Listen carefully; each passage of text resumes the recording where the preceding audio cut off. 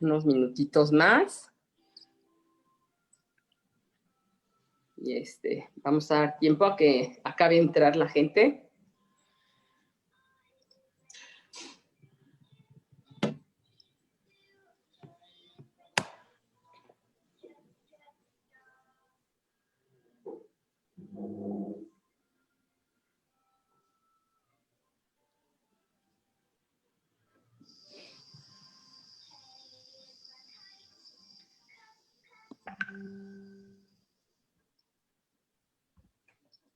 Listo, ya estamos también en vivo en Facebook. Ya cuando quieras, Vicky. Perfecto, gracias. Bueno, buenas tardes todos. Que tengan muy buena tarde. Bienvenidos todos. Y a nombre del Grupo de Arte y Cultura Monte Sinai, les queremos dar la bienvenida. Es un placer que nos estén acompañando.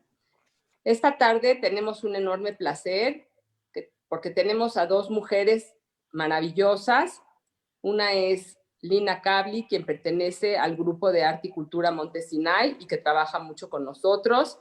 Y la otra es Silvia Cherem, que es amiga, escritora y quien va a ser entrevistada por Lina Cabli. Sean todos muy bienvenidos. Lina, nada más que decir, más que cederte el micrófono y darles la palabra a ustedes dos para disfrutar esta tarde. Gracias. Bueno, pues vamos comenzando porque esta tarde va a ser entretenida y larga. Quiero comenzar por dar las gracias al Comité de Arte y Cultura, a la Coordinación de Actividades, a Vicky Michan, a Dina Saga y a Alicia Hop, quienes pues gracias a ellas tenemos todo el apoyo de poder dirigirnos a todo este público. Hoy la tarde es especial, y la tarde es especial porque tenemos a una persona muy especial. Ella es una mujer que no es una mujer común y corriente, aunque parezca, pero tiene mucho más que tenemos que conocerle. Y yo creo que pues la tarde que tenemos el día de hoy no va a ser suficiente para conocer cuántas cosas nos puede mostrar de su personalidad y de su capacidad y de su trayectoria, pero vamos a tratar de abarcar pues, en la mayor medida posible pues todo lo que podamos. Así es que bueno, pues quiero nomás decirles cómo vamos a desarrollar esta tarde. Honestamente, Silvia, bienvenida. Gracias. Silvia tiene un currículum impresionante y queremos hacerlo de una manera un poco más amena. Así es que la lectura de su currículum la voy a ir dando por partes junto con las preguntas que le vamos a ir haciendo para que todo esto sea mucho más entretenido y mucho más ameno y también pongamos atención de quién es Silvia Cherem. Bienvenida, Silvia. Gracias, Lina. Gracias siempre. Bueno, pues voy a empezar con un poquito de tu currículum, Silvia. Silvia Cherem Sacal, periodista, escritora mexicana especializada en entrevistas. Silvia ha entrevistado y publicado entrevistas a personalidades del mundo cultural mexicano e internacional, al igual que ha realizado un número importante de reportajes y crónicas. Silvia nace el 14 de junio de 1961, hija de un muy reconocido e innovador ingeniero, el ingeniero José Cherem, y por supuesto de una gran mujer, Linda Sacal Micha, a quienes yo les digo tíos también. Estudió la licenciatura en Ciencias de la Comunicación con una maestría en Sociología. Amigos y amigas, como se los acabo de mencionar cuando inicié mis palabras, estamos virtualmente frente a una muy reconocida escritora, autora de innumerables crónicas y 11 libros. Entre todos sus reconocimientos, destacó el Premio Nacional de Periodismo en el año de 2005 por su crónica Yo sobreviví al tsunami. Igualmente, fue condecorada por la Medalla Anáhuac en Comunicación en 2012. Es también coautora de innumerables libros y por mencionar uno que muchos conocemos, es el de Imágenes de un encuentro. Bueno, continúo un poquito con la vida de Silvia. Silvia está casada con el ingeniero Moisés Chabot. Tienen 3 hijos, Salo y Pepe, quienes son igualmente ingenieros, y su hija Raque, quien patentó Tubis. Cabe mencionar que estos 3 jóvenes han heredado el gran ejemplo y talento de sus padres, la ayuda y apoyo a personas a clases marginadas a través de la enseñanza. Este tipo de valores no se aprenden solos, y si toda la familia es así, es que han sido muy buenos transmisores del valor y del ejemplo de ayudar a los demás, Silvia, junto con Mo. Vuelvo un poquito más a la trayectoria de Silvia. Su más reciente libro es la novela Esperanza Iris, Traición al cielo abierto, a cielo abierto, en donde narra la trágica historia a la reina del operete en México, por la bomba puesta por su tercer esposo, Paco Sierra, en un avión de Mexicana de Aviación en septiembre de 1952. Silvia, además de su carrera, es una incansable luchadora por los derechos de las mujeres y en contra del fanatismo religioso. Y ahí no acaba. Más adelante mencionaré parte de lo más reciente. Pues vamos a empezar al ataque, Silvia. Silvia, cuéntanos un poco de ti, cómo nace y en qué ambiente crece Silvia, cómo nace la Silvia Cherem, escritora, la periodista y comunicadora. Tuyo el micrófono, Silvia. Gracias, Lina. Muchas gracias a Monte Sinai por recibirme, por invitarme.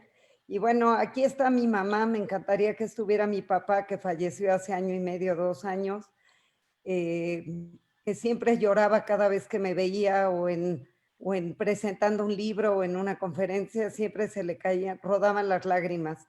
Pero aquí está mi mamá y no me dejará mentir que vengo de una casa donde el estudio siempre fue muy importante.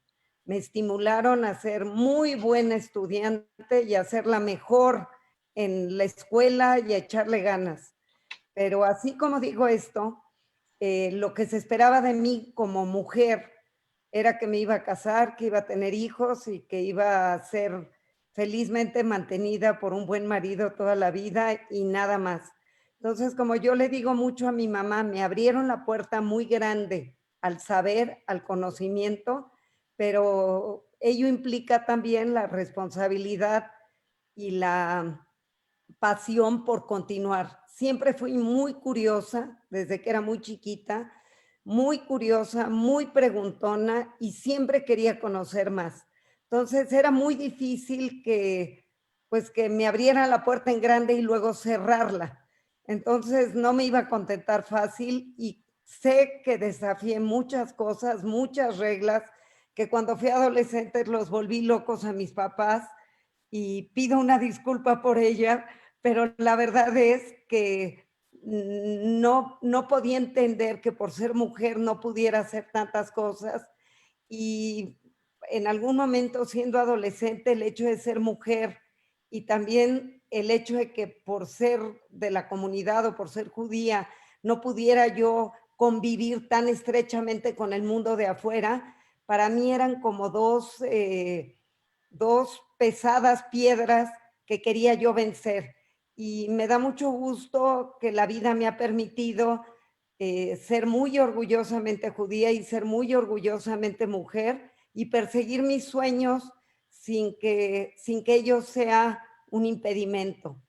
Tuve la enorme suerte en el camino de tener a muchas mujeres cerca como modelos de que se podían vencer, de que no solo la forma de ser comunitaria era la única y la única válida.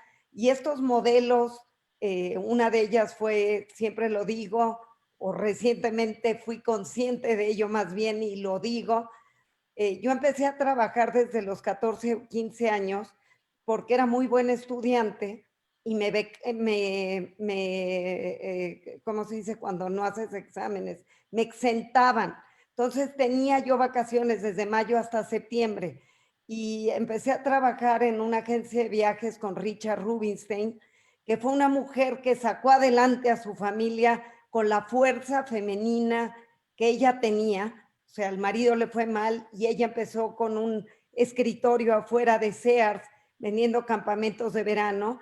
Y ella y luego Rosita Pressburger, que la conocí allí en la agencia, que era cercana a los refugiados españoles, a ella le dedicó León Felipe, a ella y a su marido, mi viejo y roto violín, y me permitieron, estaba recién divorciada Rosita, conocer dos mundos aparte y ver lo que la fuerza femenina puede lograr. Entonces, la verdad, sin darme cuenta, sirvieron de role models y yo creo de mentoras de alguna manera, y yo creo que eso es a lo que debemos de aspirar como mujeres, a servir, a perseguir nuestros sueños, por supuesto, y a servir de modelo para otras generaciones. Entonces, eso finalmente creo que ha sido un motor de vida, y cuando tuve que elegir profesión y que estaba por 25, quería estudiar biología, literatura, psicología, estaba inscrita en 20 universidades en todas las carreras imaginables, y finalmente la comunicación me permitió unir los hilos, entender que me podía meter en muchos mundos a partir de tener licencia de preguntona. Y eso ha sido un privilegio. Entonces, así un poco se fue formando el camino. Pues mira, yo creo que mucho tiene que ver el entorno, que si bien no era planeado para esto, finalmente estuviste bien apoyada y pues, en gran parte de todo eso, pues por eso te vemos hoy en la altura donde está Silvia. Pues voy a cambiar un poquito al tema de la parte de tus entrevistas que has realizado.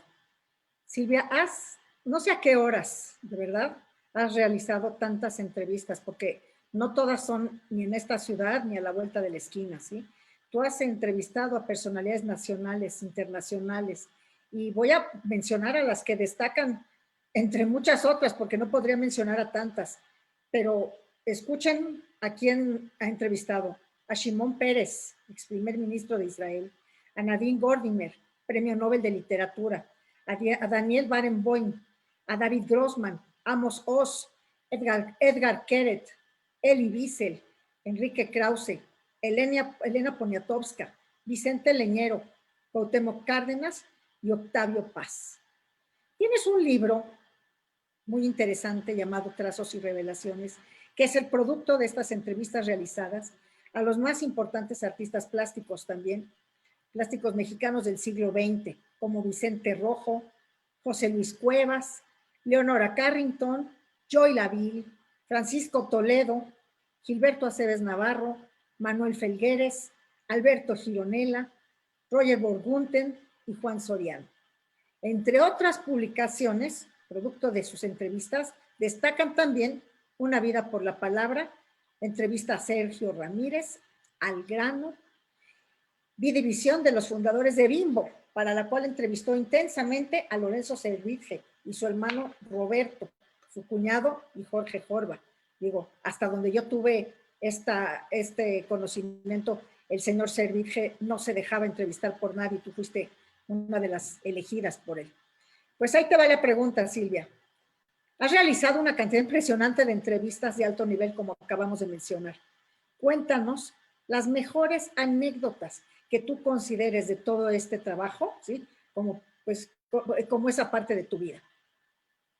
Mira, a ver, no sé por dónde empezar, pero te voy a contar las más difíciles. Todas me marcaron, todas, porque son meses de trabajo con cada persona que he entrevistado, desde ponerme a investigar absolutamente todo de ellos, leer todos los libros que han escrito, ver todas las exposiciones y revisar todo lo que hay en toda la hemerografía que hay, hablar con gente alrededor de ellos antes de llegar a las personas. Pero te voy a contar de las más difíciles, sobre todo para llegar. Una de las primeras que me viene a la mente y de la que casi nunca hablo fue Lola Olmedo. Lola Olmedo, la que tiene el museo por Xochimilco, cuando logré la entrevista fue una maravilla todo lo que habló conmigo, 1000 cosas que jamás había contado. Se publica la entrevista y iba en 2 partes en el periódico Reforma.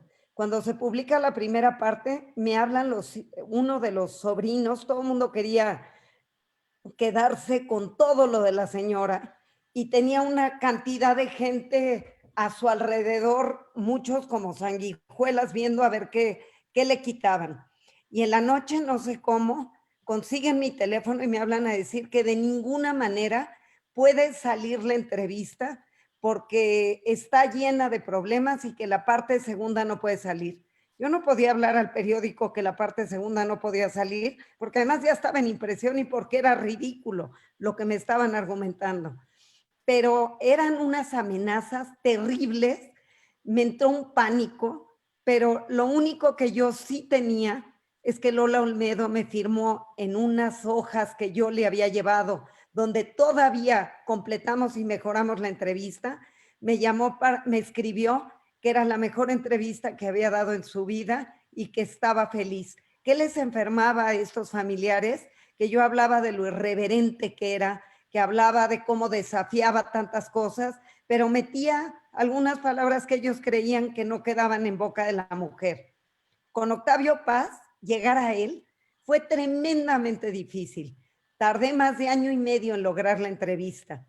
Y era coqueteos y seducciones de las más alto nivel. ¿A qué me refiero? Por ejemplo, cada libro que yo iba leyendo de él, le escribía, pero no eran escribir cartitas. Lo que hacía era, por ejemplo, cuando leí Pasado en Claro y leí las poesías, en una poesía, cómo recordaba con la higuera de su casa y veía a lo lejos y se sentía como Sinbad el marino, como Ulises.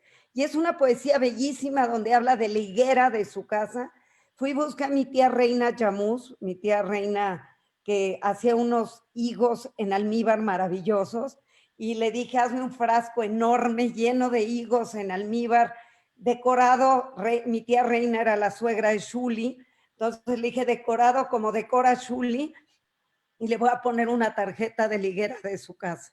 Y como eso, 1,000 detalles, hasta que finalmente el último fue que llegué a una presentación de su libro en la Casa Lam, que era el libro Vislumbres de la India, y lo había publicado el Fondo de Cultura Económica. Y el libro que yo llevaba era la misma edición, pero publicado en España, en Círculo de Lectores.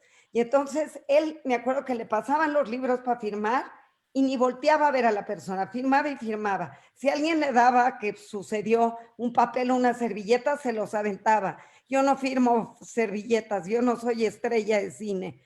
Y cuando yo me acerco y es el único libro con una portada totalmente distinta, lo agarra, me voltea a ver y me dice, ¿y usted de dónde consiguió esto? ¿Por qué? Porque yo era amiga del Círculo de Lectores, lo había entrevistado varias veces y le había pedido la edición. ¿Para qué? Para provocarlo. Volteé a verme y le digo, soy Silvia Cherem. Le dije, hemos tenido comunicación durante el último año. Y lo dejé sorprendido y me dijo, sí, búsqueme, sí la quiero ver. Pero era ese tipo de detalles continuos para ver cómo podía yo realmente agarrarlo y decirle, aquí estoy, quiero entrevistarlo. Tuve que pasar 25 pruebas más, pero finalmente, necia como soy, lo logré y me invitó a su casa y me escribió que yo no era una periodista convencional y me escribió un montón de cosas. Ya hecha la entrevista, todavía tuvimos 2 o 3 agarrones más. Un día me colgó el teléfono, me dijo que eso no se podía leer y yo estaba pasmada y le hablé y le dije, ¿por qué no se va a poder leer? Él estaba acostumbrado a que a todo mundo lo amedrentaba con un grito. ¿Saben por qué no se podía leer? Porque hablaba yo de sus arrugas y un hombre tan vanidoso como él no iba a tolerar que yo empezara hablando con la juventud de su alma y las arrugas en su cuerpo. Y cuando le dije, ¿por qué no se puede leer? Me dijo, porque ya no le quedó de otra y me dice, porque me la mandó a renglón seguido y yo no puedo leer a renglón seguido. Y entonces me dijo, voy a cambiar algunas preguntas y algunas respuestas. Le dije, tenemos que hacerlo juntos. Le dije, porque si no, va a ser un texto donde usted se entreviste solo y eso yo no lo quisiera. Fue cuando me colgó el teléfono, pero luego me dijo, usted tiene razón, y empezó un intercambio muy constante, muy cercano, muy interesante con Octavio Paz, que llegó hasta que él pidió que mi entrevista entre a sus obras completas. Si ustedes buscan la edición del Fondo de Cultura o del Círculo de Lectores, viene mi entrevista.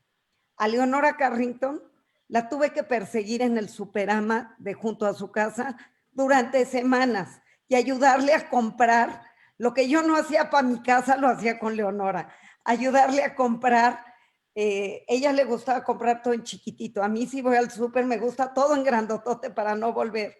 Ella era el kilo más chiquitito de jabón, porque no le tenía confianza a su muchacha y todo lo medía y todo lo estaba contando.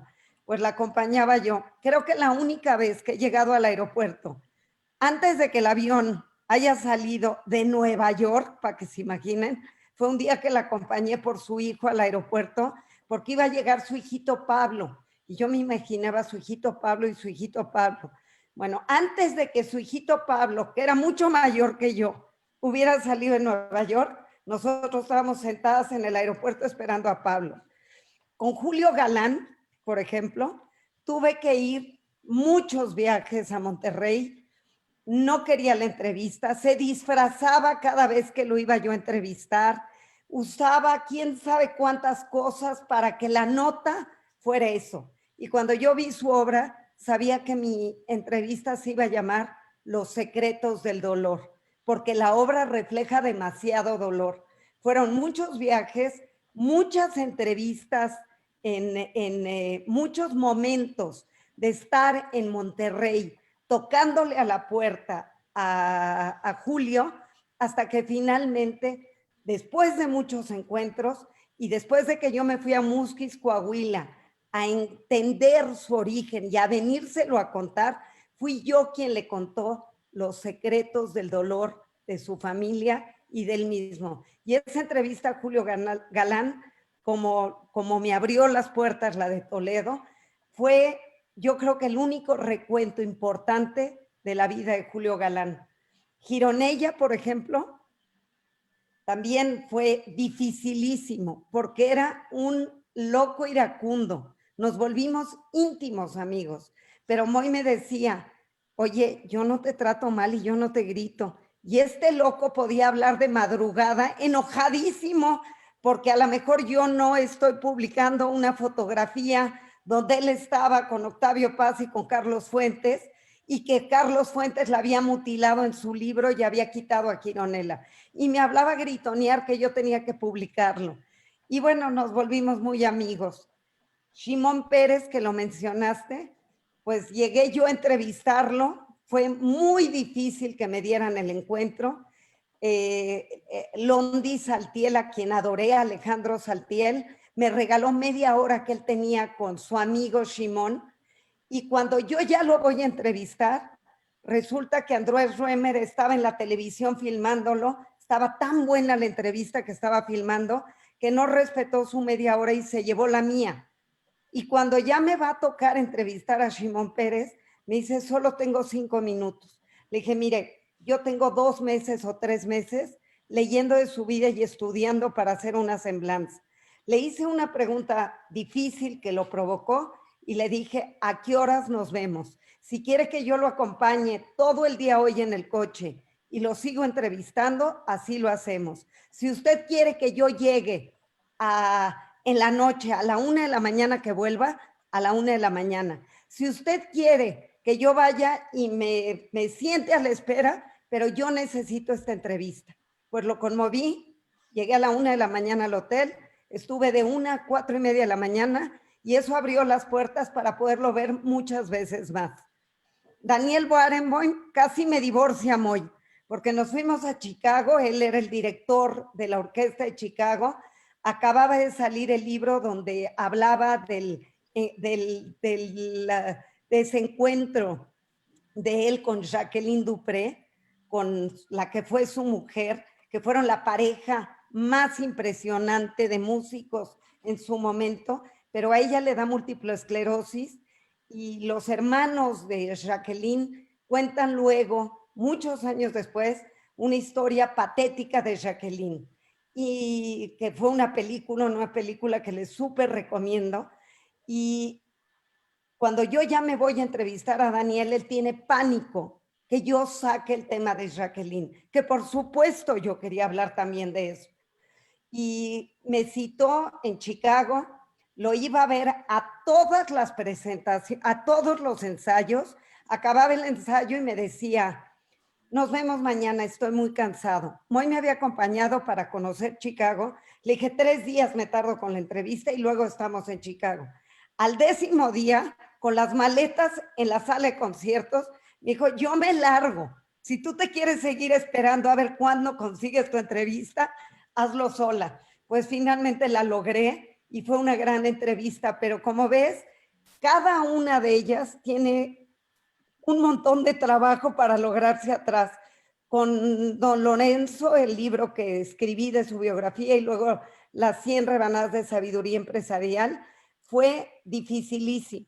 Fuimos amigos durante 20 años. Si yo publicaba una línea en el periódico, yo creía que el único que leía el periódico era Lorenzo Servitje, porque fuera, en la página que fuera el periódico, yo tenía una llamada de él en la noche para comentarme o de tal pintor o de tal lo que fuera. Y yo le dije, yo ya estoy escribiendo su biografía, con usted o sin usted. Y finalmente salió el libro y fue muy problemático porque ni la familia ni la empresa estaban de acuerdo, pero finalmente pues salimos airosos. Es una historia durísima, creo que fue de los peores meses profesionales de mi vida. Fue entre que salió el libro de don Lorenzo y que lo presentamos, y finalmente la historia es divina porque al final de sus días, un día me levantó el brazo y me dijo, ganamos Silvia, ganamos. Así es que también Granado Chapa fue muy difícil, pero me encanta que tengo un empresario y que tengo un libro que se llama Por la Izquierda. Y por supuesto, quizá uno de los más difíciles, pero que me llenan de orgullo, pues fue la novela de Esperanza Iris, y estar hurgando archivos para encontrarlo todo lo del bombazo y todo lo de Esperanza, pues haz de cuenta que me estaba esperando, que yo estaba allí lista para que me tocaran a la puerta y me dijeran, esto es tuyo y te está esperando. Y por supuesto, pues ya no voy a seguir con más, pero haber hecho ese libro de los escritores israelíes, Amos Oz, fue dificilísimo. Me hizo viajar. Yo le hablé para decirle que en mayo iba y me dijo, no, Thursday. Le dije, ¿qué Thursday? Me dijo, era enero. Era la primera semana de enero. Me dijo, si no vienes este jueves no te voy a dar la entrevista. Y le dije, es que no estoy lista.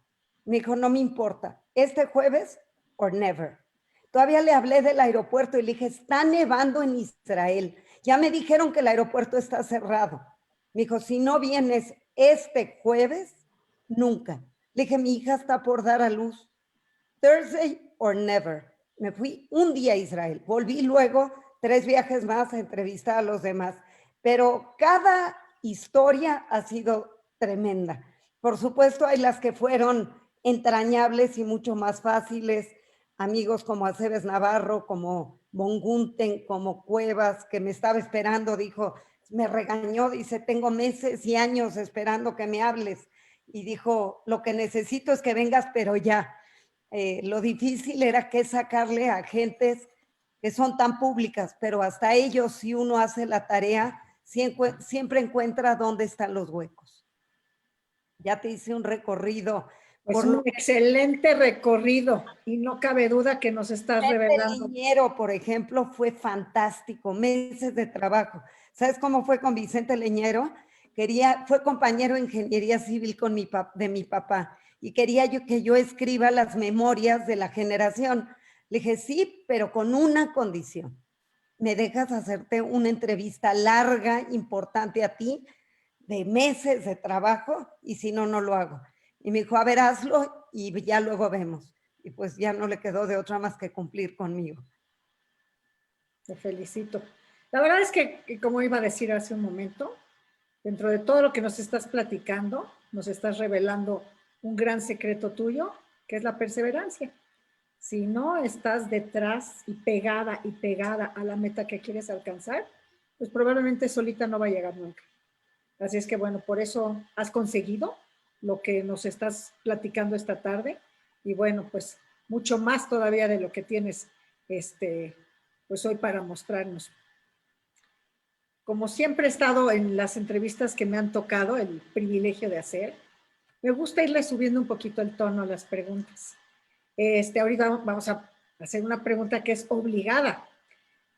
A ver, Silvia, tú has sido dueña de tu propia empresa, y me refiero, no es que tienes la empresa como tal, tú eres dueña de ti misma, tú eres dueña de tus actos, tú decides cómo, cuándo y hasta dónde quieres llegar, ¿sí?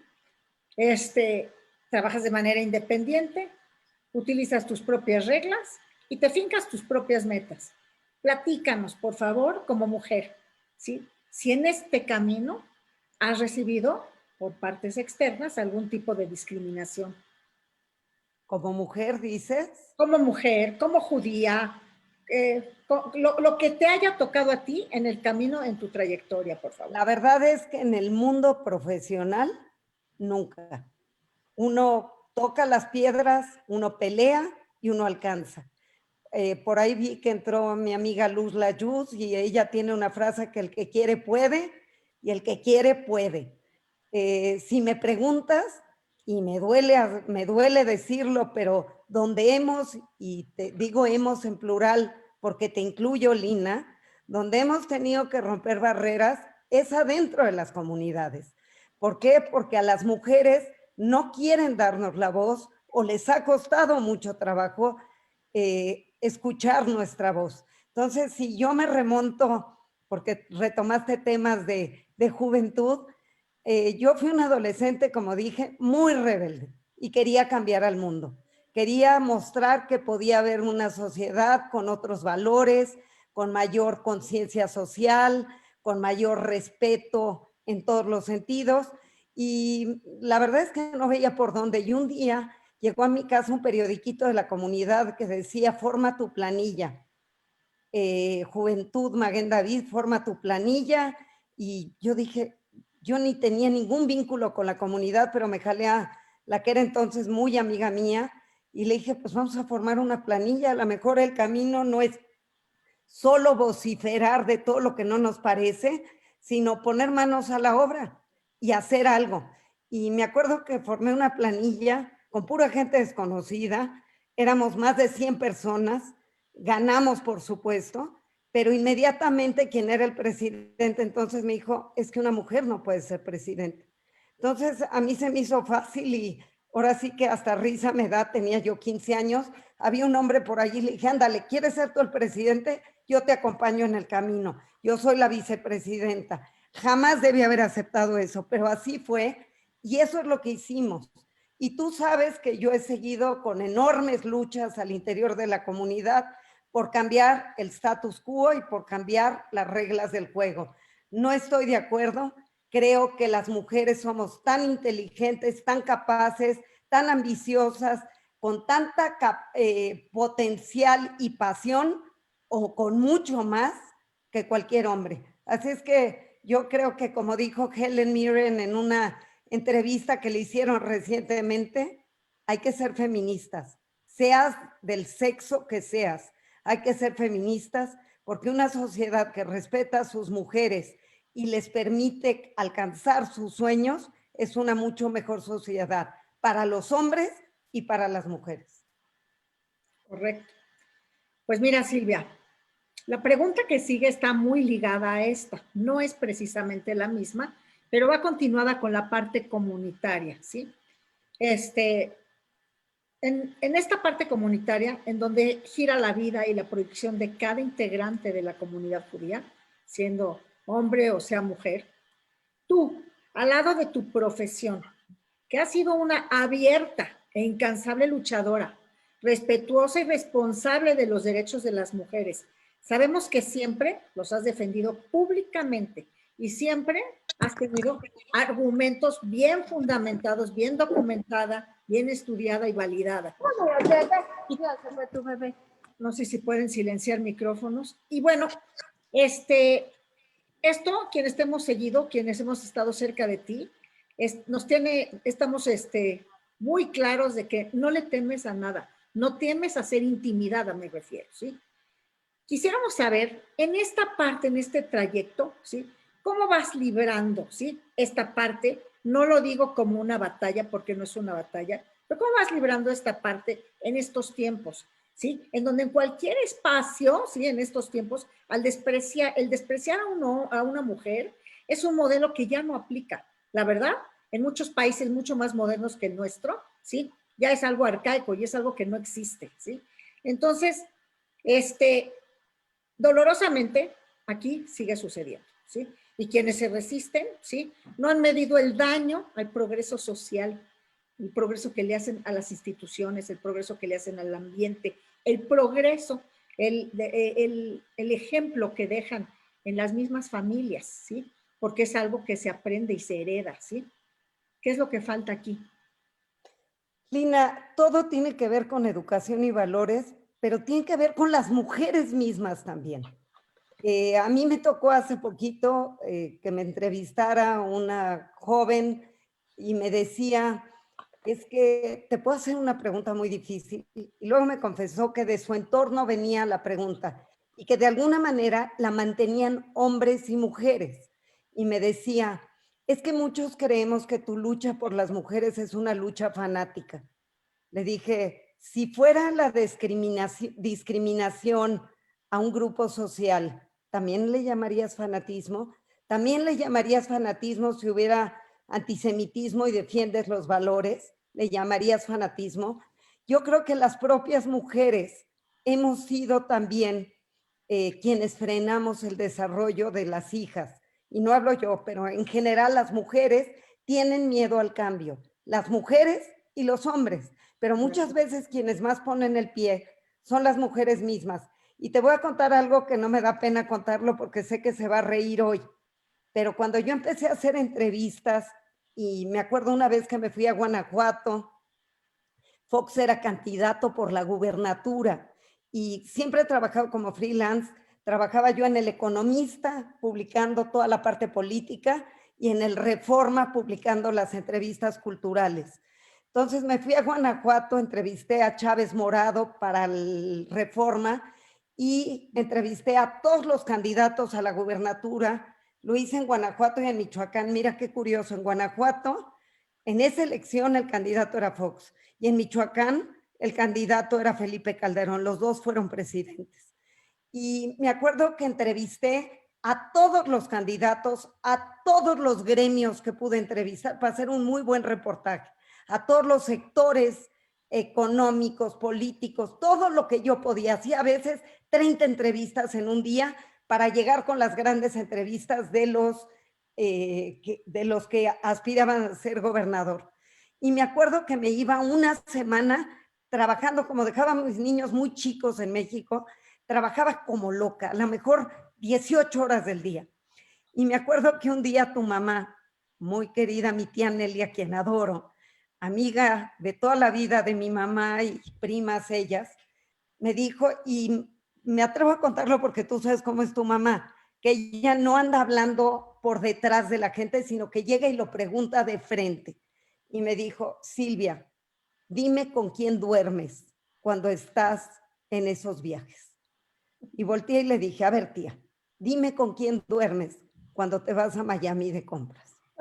Le dije, y siempre me acuerdo y me río, pero se lo agradecí que me lo dijera, porque eso era lo que cuchicheaban montones de gentes a mis espaldas, que si yo me estaba yendo de esta manera y dejando mi casa y dejando a mi marido y dejando quién sabe qué, era porque tenía que estar de loca. No podía combinar trabajo, independencia, pasión con una vida honorable. Parecía que eso no estaba permitido. Y entonces creo que con el tiempo he demostrado que se puede mantener el equilibrio, que tengo el respeto y el cariño y la complicidad con Moy para respetarnos ambos, que puedo ser una mamá a veces buena, a veces mala, hay que preguntarle a los hijos, pero una mamá que más o menos la vaya librando y que puedo tener una profesión también. Siempre he creído que el éxito solo se mide en equilibrio. Y tú decías que no le tengo miedo a nada. Sí, le tengo miedo al éxito, porque he visto a mucha gente muy encumbrada que pierde el suelo. Yo no quiero perderlo jamás. Quiero seguir sabiendo que lo más importante en mi vida son mi familia, que lo más importante en mi vida son mis amigos, pero que eso no significa que renuncio a mis pasiones. Mis pasiones tienen igual importancia que todo lo demás a mi alrededor. Y entonces creo que esa es la respuesta. No tenemos por qué renunciar, tampoco tenemos por qué pedir permiso.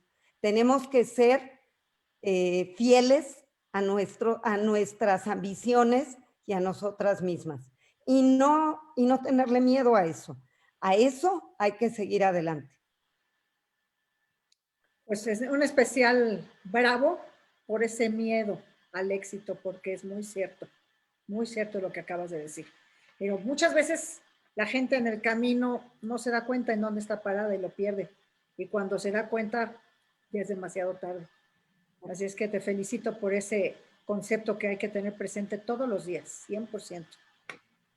Me gustaría ahora, digo todavía que estamos en el tema de las comunidades judías de México, tú, desde tu perspectiva, ¿cómo ves el futuro de las comunidades judías? ¿Más unidas, más incluyentes? Tienen que ser incluyentes y unidas. Las terceras y cuartas generaciones y quintas generaciones de gente que inmigró, no tenemos por qué estar vinculadas solo por el lugar de donde procedieron nuestros abuelos o bisabuelos o tatarabuelos. Hoy tenemos que estar vinculados por el amor a la comunidad misma y por el amor a México y por el amor al futuro conjunto. Las parejas se casan intercomunitariamente. Yo creo que la estructura tan dividida no tiene sentido. A veces en broma yo digo que mi comunidad es el Deportivo y el Colegio Beta y el Adín. ¿Por qué? Porque fueron dos instituciones en las que siempre participo con amor y con gusto y porque son las más incluyentes y son intercomunitarias. En eso creo y lo he sostenido una y mil veces públicamente. Muy bien. Bueno, pues ahora, antes de pasar a las partes más recientes de tu carrera, Silvia, me voy a tomar un minuto para platicar algo que me sucedió hace 2 días. Estaba yo preparando todo el currículum de Silvia y bueno, esto al principio que mencionó ella de una de sus más grandes obras, que es Esperanza Iris. Esperanza Iris, para quien no sepa, fue la reina de la opereta en México hace muchos años. Si me puedes decir en qué año, Silvia, por favor. Bueno, inauguró el Teatro de la Ciudad, que era el Teatro Esperanza Iris, en 1918. Ella nació, según el acta de nacimiento que quieran aceptar, 1884, 86, 88. Tenía muchas actas de nacimiento porque cambió de parejas. El último, que fue Paco Sierra, era 28 años o 26 o 24 menor que ella. Entonces requería quitarse los años a su antojo un poco. Bueno, pues hablando de Paco Sierra, que fue su tercer esposo, él le puso una bomba en el avión de Mexicana. Fue donde ella murió, ¿verdad? No. ¿No murió? Ella murió por lo que hizo su tercer marido, porque toda su carrera se fue al olvido, porque toda su carrera, siendo la mujer que le pedían que entrara a todas las, digamos que era la mujer que adornaba todos los eventos públicos, su presencia era la más respetada, la más venerada, la más... Cuando su marido hace esto y empieza el juicio político, que yo digo que fue el Netflix de la época, hablamos de 1952, fue terrible, meses y meses y meses y meses en la prensa lo del bombazo. El libro, de hecho, mi libro, Traición a cielo abierto, Esperanza Iris, Traición a cielo abierto, es como un libro de detectives, porque viene todo, tuve todo a mi alcance, todo como una coincidencia, estaba listo, todos los archivos para que llegara yo a explorarlos. Y yo digo que esa fue mi casualidad y mi suerte, como la que vas a contar tú. Bueno, yo mi casualidad es que en el momento en que estoy revisando, estoy googleando a Silvia y estoy revisando parte de su trayectoria, a la parte de donde habla de esta parte de Esperanza Iris, de la bomba en el avión, le doy un copy paste, no escribí el nombre, un copy-paste al documento que yo estaba armando y en ese momento en mi celular se baja la cintilla de arriba y ¿quién me manda una solicitud de amistad? Francisco Sierra, o sea, Paco Sierra. Antier, en el momento en que estaba yo trabajando esto, un tal Paco Sierra me manda una solicitud de amistad. Hijo, nieto, a la mejor del otro. Me asomo y quiero ver su perfil, y su perfil es un avión. Es más, la que quiera entrar en Facebook y buscar al tal Francisco Sierra, es algo que la verdad me pareció inexplicable totalmente. Bueno, pues tan inexplicable, Lina, como llegó esta historia a mí. En Galápagos, en un barco, queriendo olvidarme porque acababa de publicar algún libro y estaba yo exhausta, y hubo un foro, un congreso, el International Women's Forum, que yo participo, el Women's Forum, y que ahora, bueno, ahora participo más activamente, pero en el momento en el que estoy en Galápagos, porque fue el congreso en Ecuador y luego había un viaje a Galápagos, una de las mujeres del foro, pero del foro de Hawái, se me acerca y me cuenta que sus padres venían mucho a México, pero que después de lo que pasó en el avión de Mexicana, no me dijo de Mexicana, pero me dijo en el avión, nunca más quisieron volver. Cuando yo le dije, ¿cuál avión? ¿De qué hablas? Me dijo, de una bomba en un avión. Le dije, no sé de qué estás hablando. Le caí gorda por no saber de qué está hablando. Y bueno, la perseguí un poco y perseguí un poco al marido, que dicho sea de paso era dueño él de los tenis Converse y de la marca North Face, para que se imaginen quiénes eran esta pareja. Y me dijo ella, mira, no hay nada escrito, pero investígalo, verás que sí. Dije, voy a empezar a hacer un reportaje para el Reforma del avionazo ese. Y el avionazo ese me fue llevando de la mano archivo por archivo. Las cosas me llegaban como te llegó a ti eso de Francisco Sierra, que ve tú a saber quién es, porque nuestro Paco Sierra se murió hace muchos años. Y todo me fue llegando a las manos como si me estuviera esperando, como si yo fuera la destinataria, como si Esperanza me tocara por la noche en el coco y me dijera, ahora ve para allá, allí hay un sobrino mío, ahora ve para allá. Todo se hilvanó para que yo pudiera escribir esa novela. Así es que esas son las casualidades de la vida, querida Lina. Qué bueno, espero que a mí ese Francisco Sierra no me esté esperando porque no pienso irme todavía. Bueno, pues bueno, ahorita que estabas tocando el tema del IWF, sí. International Women's Forum, ¿sí? Es la pregunta que continuábamos. ¿Es tu más reciente nombramiento, Silvia? Tienes un mes siendo como presidenta de esta importante institución. Eres la voz de más de 130 mujeres. Y sí, me gustaría que platicaras brevemente de qué se trata esto, que es un honor que tenemos acá también a la presidenta de esta institución. Mira, es de verdad un grupo fenomenal. Yo llegué, la verdad, te iba a decir por casualidad, pero fue cuando me gané el Premio Nacional de Periodismo, me invitaron en 2005, 2006 a formar parte del foro. Llega uno por invitación, conjunta a políticas, a CEOs de empresas, a académicas, a intelectuales, artistas, y el foro en realidad tiene muchos años. Empezó en los 70, creo que fue en 74, fíjate nada más con lo que te voy a contar, en Estados Unidos.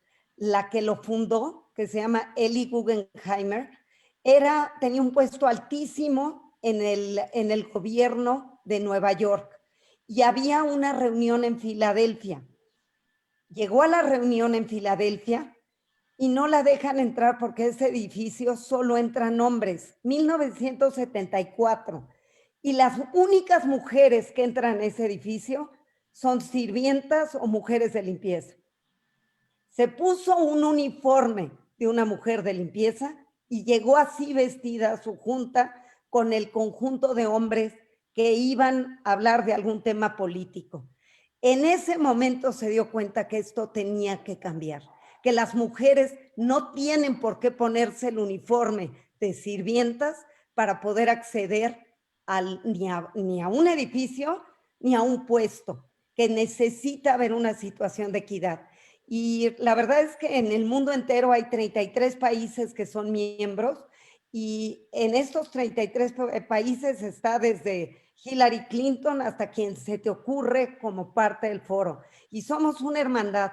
Aquí estaba, les dije yo, estaba Malú Lachuz. Malú fue la fundadora del capítulo de México, que si por ahí andas, un abrazo a Malú, porque ella fundó este capítulo y yo me siento muy honrada de que el año que entra cumple 30 años nuestro capítulo y de que hayan votado para que yo sea la presidenta del foro. Es una enorme responsabilidad. Estamos tratando de hacer una labor de continuidad, pero también de enorme revolución, en el sentido de que el COVID nos permite reinventarnos, y eso es lo que estamos haciendo, reinventarnos. Y estoy muy feliz trabajando como todo lo que hago en la vida, que es tratando de meterle toda la pasión, toda la entrega y a mostrar que todo lo que uno quiere sí se puede. Muy bien. Silvia, nada más antes de proceder a la parte final. Sí. No, que nada, felicidades por este nombramiento, muy merecido además.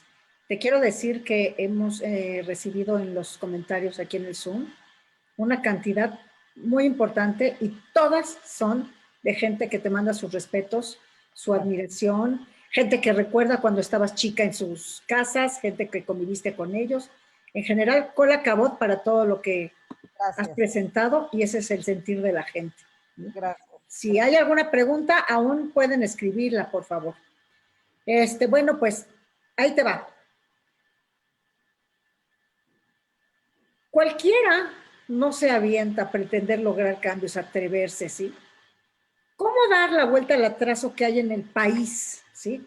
Y sumando a la comunidad de judía de México en el tema de equidad de género. Estoy regresando otra vez porque es una de las preguntas que me hicieron por privado, ¿sí? ¿Cómo harías que se sumen voces y liderazgo representativo a tu lucha? Es que no debe de ser mi lucha, es la lucha de todos. Simplemente sí. Así tiene que ser, punto. No hay marcha atrás.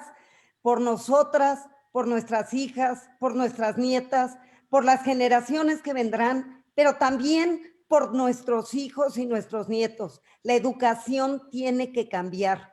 La educación de lo que está permitido. La mujer no es la que tiene que llevar el plato y servir. Puede servirlo. A mí me encanta servir mi casa, pero también el hombre puede ser educado para esta igualdad de género. Y creo que es muy importante. Hay quien dice que el progreso de una sociedad se mide por la forma en la que se trata y se encumbra o no se encumbra a las mujeres. Y yo creo que el crecimiento de la mujer es irreversible. Basta voltear alrededor. ¿Cuántas mujeres mantienen sus hogares? ¿Cuántas son fuente de toda la estabilidad del hogar en todos los sentidos, incluyendo al económico? ¿Cuántas son modelo a seguir por la enorme responsabilidad que cargan, por su inteligencia, por su capacidad? Debemos de reconocer el potencial femenino, ya no hay de otra, y simplemente no hay de otra porque es más del 50% de la población del mundo. Así es que eso es todo. La violencia de género en este país es inconcebible. Tenemos que acabar con ello. El río feminista que marchamos el año pasado, hace unos meses, no el año pasado, que marchamos por las calles de Reforma, gritando que hay una primavera lila y que tenemos que enfocarla como tal, es fundamental. No hay vuelta de hoja. Además, muchas de estas reglas se generaron en sociedades patriarcales, no las generamos las mujeres. Así es que si queremos mejorar nuestro mundo, no hay de otra. Y lo vemos muy claro, las sociedades que han tenido mejor desempeño con el COVID, tanto en lo económico como en lo sanitario, son aquellas sociedades dirigidas por mujeres. ¿Por qué? Porque somos más flexibles, porque cambiamos el rumbo, porque entendemos que aunque hayamos tenido 150 planes porque tenemos muchos años soñando con hacer esto y aquello, si nos cayó una bomba del tamaño del COVID, tenemos que entender que hay que cambiar de planes. Es como cuando las mujeres podemos haber creído que vamos a construir una casa, que vamos a comprarle un trenecito a nuestro hijo, a nuestro nieto. Podemos pensar mil cosas, pero se nos enferma el niño y tiramos la remodelación de la casa y tiramos el proyecto del que sea para curar al niño. Eso es lo que tendría que estar pasando. Eso es lo que hicieron las mujeres que dirigen países que han sabido responder a la pandemia. Así es que tenemos que creer en las mujeres como líderes del mañana y tenemos que educar para ello. Se acabó. No podemos seguir perpetuando, y menos como mujeres. No tenemos por qué contentarnos con no tener el lugar que nos corresponde. Correcto. Pues gracias. Bueno, pues antes de pasar al último mensaje que te vamos a pedir, quiero recordar un momento que tuvimos hace 8 años, donde tú estuviste presente y gente que está aquí presente también en este Zoom, me pidió que te diga que no olvidan ese momento del lanzamiento del libro Sefradaime, que esperemos que tú lo recuerdes también, donde fue un evento que rompió récord de gente, barreras. Estuviste tú al frente con doña Chepina Peralta. Traje yo, porque Exacto. Chepina era parte del International Women's Forum. Exacto. Ella murió ya, pero Chepina era un integrante muy querido del capítulo y yo le pedí que viniera con nosotros y ella estuvo muy feliz en el evento. Así es que muy contenta. Eso siempre va a quedar también grabado en los corazones de Monte Sinai, todos los que estuvimos ahí. Bueno, pues para terminar y cerrar ahora sí el último bloque, sí nos gustaría que pensaras en un mensaje que fuera muy general, que fuera global y que le pueda caer tanto a un hombre, mujer, joven, medianos, mayores. Un mensaje general de tu parte. Pues yo creo que el mensaje es que no claudiquen jamás, sobre todo a los jóvenes, jamás claudiquen a sus sueños. Sí se puede, pero sí se puede trabajando muy duro, con disciplina, con rigor, con entusiasmo, con pasión, con entrega y sabiendo que si no se llega por este camino, hay 25 caminos más para llegar. O como Edison, que no encontraba cómo resolver su problema y emprendió 99 maneras para saber que así no se llegaba a descubrir que había hasta que llegó al último, pero no se den por vencidos. Sí se puede. Y eso sí lo aprendí de alguien, fue, digo, quizá por necia y terca y lo aprendí de mi casa, pero don Lorenzo fue un ejemplo de eso. Don Lorenzo no se daba por vencido y no en balde construyó la panificadora más grande del mundo, empezando con un pequeño sueño, pero con un sueño y un plan de acción, con un riesgo calculado. Cuando yo les llevé a la revista Expansión, cuando estaba promoviendo mi libro, les llevé el plan de negocio, que sin tener una carrera, él hizo en los años 50, me dijeron, esto tuvo que haber sido un egresado de Harvard, del MBA de Harvard. Todo estaba planificado. Hay que planear las cosas, hay que ver a corto, mediano y largo plazo y hay que enfilar todos los cartuchos en ese sentido. Y bueno, si me permites, nada más quiero contarles que ya está en imprenta un libro nuevo mío, se va a llamar Ese Instante y tiene 5 crónicas de sobrevivientes a tragedias terribles y que salieron adelante. Entre ellas, Karen Michan, que conocemos su historia, el tsunami, que la reescribí para el libro. Hay otra de un muchacho que le cayó un tráiler, lo dejó cuadripléjico, Fritz Thompson, y que logró salir adelante. Hay otra que embarazada, que podría ser tú o yo o cualquiera que conozcamos cerca, pero que es la única que no lleva nombre porque aún hoy, 30 y tantos, 27 años después o 28, sigue siendo un secreto. Al hacerse la prueba de embarazo, tenía SIDA. Y es toda la historia de lucha que he emprendido a lo largo de todos estos años. Está la de Dana Rishpi, la desaparecida en Cancún, que la incluí porque aunque de Dana no sabemos lo que es, sus padres han podido sobrevivir a la tragedia y es una más de las desaparecidas en México. Y me falta, bueno, voy a incluir una del COVID porque creo que es muy importante, y también Laura Iturbide, que sobrevivió al ataque de las Torres Gemelas. Y por eso está detenido el libro, porque pienso incluir esta del COVID, de alguien que ha luchado a capa partida por sobrevivir. Duró 20 días intubado, 3 veces se murió, 3 veces lo resucitaron, y lo que queda es este ánimo por vivir. La vida es esta, hay que emprenderla con entusiasmo y con inteligencia. Definitivamente. Pues Silvia, creo que hemos llegado al final de esta entrevista. Es increíble la cantidad de comentarios de gente que te expresa nuevamente su admiración a tu trayectoria, a la forma además en la que te has desenvuelto en tu vida.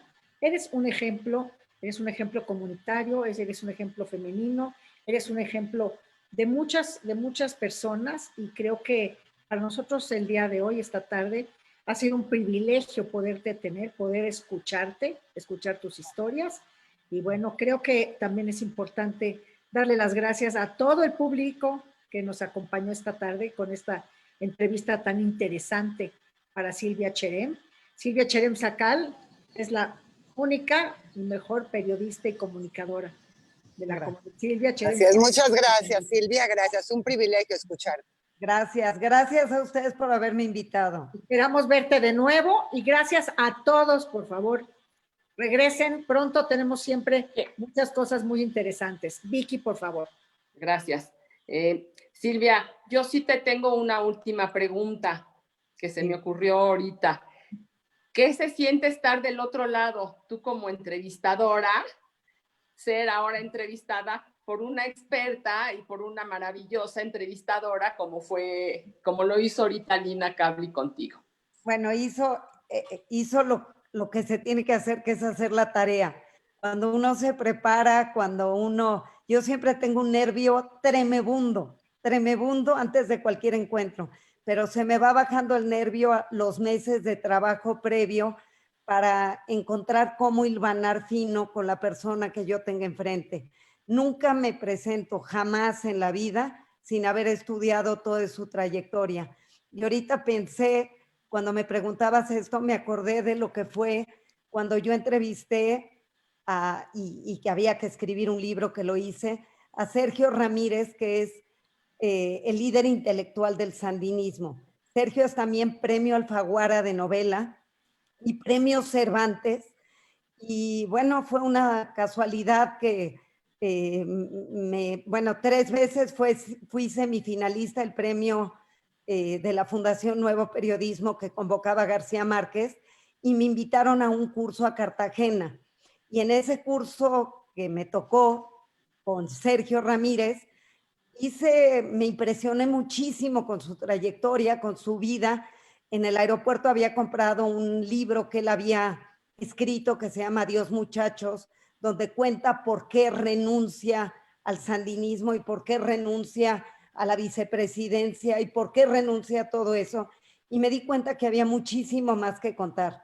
Y estando ahí en Cartagena le dije, Sergio, vamos a escribir algo más. Yo pensé que iba a ser un reportaje y se convirtió en un libro. Estuve en su casa en Nicaragua, yo creo que varios viajes hospedados, algunos de ellos Moy y yo en su casa, y otros que yo estuve, luego él vino a México, y bueno, fue fantástico. De hecho, lo llevé a un certamen literario en el Deportivo, que yo había sido jurado, y le dije, acompáñame, y le aplaudieron mucho allí en el Deportivo. Y bueno, creo que la mayor riqueza de todo esto, a lo que voy, es yo tenía pánico de escribir un libro cuando un hombre de letras, o sea, a lo mejor entrevistar me era más fácil, pero escribir me ha implicado terrible desafío, y aprender a escribir y leer mucho. Y yo creo que la tarea es que hay que hacerla completita. Y bueno, pues me quedo con algo que me fascina, y es que he podido compartir en la casa con todos los que he entrevistado en el camino, porque todos se han quedado, casi prácticamente todos, de amigos. Hoy me lleno de orgullo. El domingo pasado fui a ver a Bongunte en Tepoztlán. Vicente Rojo es cercanísimo amigo. O sea, con todos hay un vínculo estrecho y todos han venido a sentarse con mis hijos. Don Lorenzo venía cada mes a comer a la casa. Fue una influencia importante para mis hijos, conocerlo de cerca. Me acuerdo que les traía los taquis que los estaban probando entonces, a ver cuál les gustaba. Y por eso es que escribí el libro, porque yo quería dejarle un legado a los jóvenes, que entiendan que los sueños, si se persiguen, se pueden alcanzar, sea del tamaño que sea el sueño. Lo importante es no claudicar. Así es. Gracias, Silvia, gracias. Esta tarde hemos sido testigos de una gran trayectoria, de mucho trabajo, de logros realizados y de grandes experiencias. La verdad, muchísimas gracias, Silvia. Gracias. Es un honor haberte tenido con nosotros. Lina, una excelente entrevista. Te felicito, de verdad, lo hiciste maravilloso, estuvo preciosa la tarde. A nombre del Comité de Arte y Cultura Monte Sinai, de Dina Saga como la presidenta y del mío, Vicky Michan, como presidenta del Grupo de Arte y Cultura, a todas las que participan en el grupo, les damos las gracias a todos por acompañarnos, Alicia Hop por estar con nosotros, Michelle, Idi, por tenernos al pendiente con el Zoom para que todo funcione y todo se lleve a cabo. Fue un gran placer. Que Dios los bendiga a todos y muchísimas gracias. Buenas tardes. Seguimos próximo con más actividades. Estaremos al pendiente. Gracias a todos. Suerte. Gracias, Silvia. Nos quedamos, felicidades, Silvia. Gracias. Nos quedamos, Silvia y Nina, tantito, por favor. Alicia Hop, Michelle.